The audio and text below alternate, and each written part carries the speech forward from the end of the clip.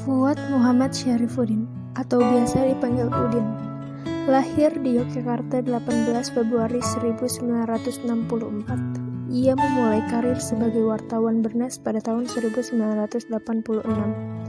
Saat itu, Udin menjadi koresponden Bernas menyambil oper koran tersebut. Udin menabung dari sebagian gajinya untuk membeli motor agar lebih lancar dalam reportase, dan juga membuka studio foto untuk istrinya. Ketika menjadi wartawan, Udin kerap mengungkapkan kebenaran yang ditutup-tutupi pemerintah Bantul. Saat itu, Bantul dipimpin oleh Bupati Sri Roso Sudarmo yang juga berasal dari kalangan tentara.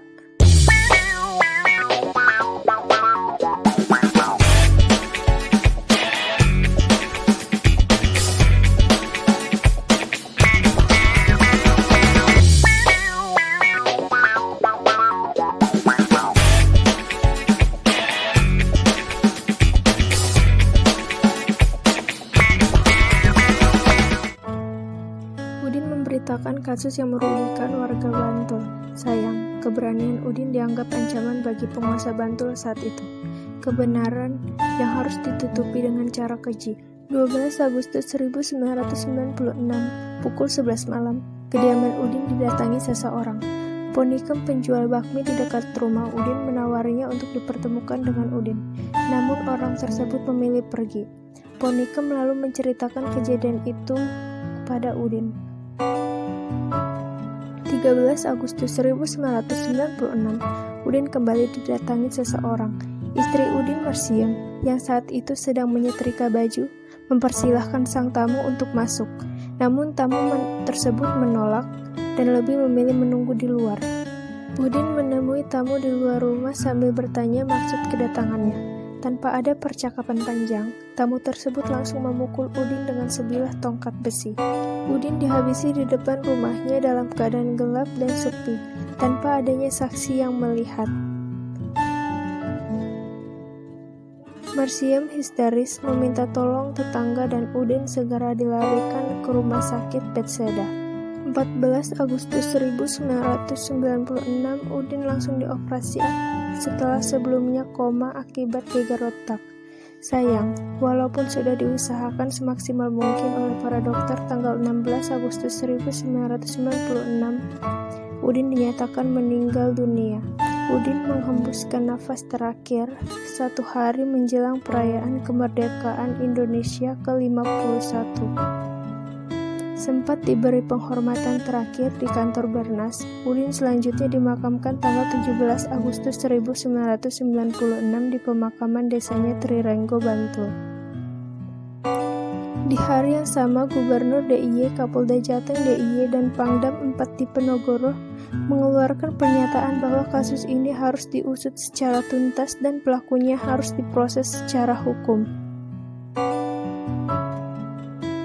Pasca kematian Udin, Bernas dan koran-koran nasional lain memberitakan kasusnya sebagai headline.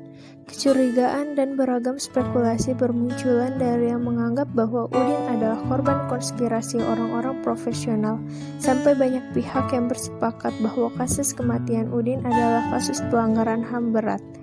Namun, yang pasti sesuai dengan kesimpulan Pusat Studi HAM Universitas Islam Indonesia, Udin dibunuh karena berita. Keprihatinan dan dukungan hadir dari beragam kalangan, mulai dari dukungan moral dari kalangan jurnalis, dukungan dari warga Bantul yang selama ini diadvokasi oleh Udin, keprihatinan kalangan pengusaha, hubungan dari kalangan budayawan, sampai Sultan ke-10 juga ikut bersuara bahwa siapapun di belakangnya, pelaku harus diproses sesuai hukum alih-alih membuka titik terang. Kepolisian malah berusaha merekayasa kasus ini, dibuktikan dengan menjadikan Iwik sebagai tersangka pembunuhan dengan dari masalah perselingkuhan. Namun sepandai-pandainya tupai melompat, ia akan jatuh juga. Iwik akhirnya mengakui kehadiran bahwa dia dipaksa untuk menjadi pelaku pembunuhan Udin. Iwik tak tahu apa-apa.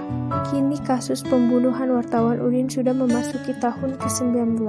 Kapolri silih berganti pun dengan Kapolda DIY, namun nyatanya sampai saat ini siapa pelakunya siapa dalangnya, dan apa motif dibalik yang belum terungkap dengan jelas.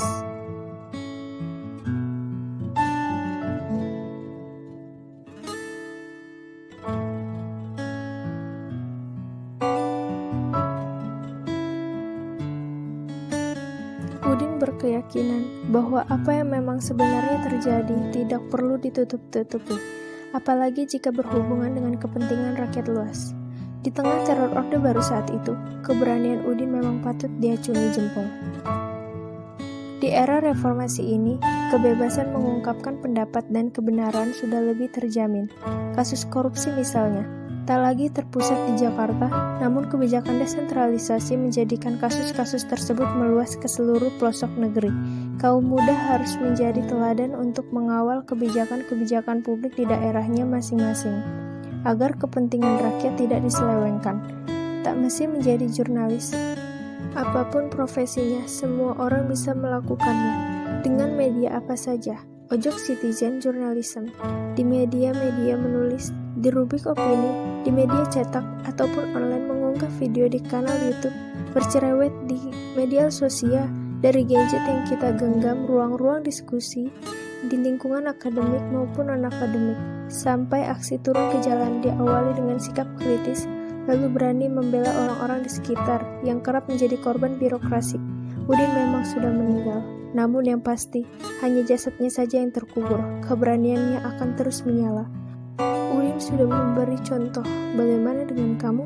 Mari, suarakan kebenaran-kebenaran di sekitar kita.